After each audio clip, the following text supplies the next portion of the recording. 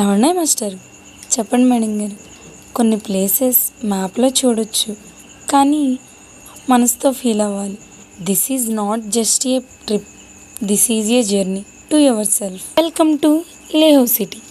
ఇక్కడ గాలి చాలా డిఫరెంట్గా ఉంది. ప్రతి స్ట్రీట్లో ఒక ప్రశాంతత, ప్రతి మౌంటైన్లో ఒక స్టోరీ. మార్నింగ్ సన్లైట్ మానిస్టర్ మీద పడితే గోల్డ్లో మెరుస్తుంది. ఆ మూమెంట్ జస్ట్ వావ్ అనిపిస్తుంది.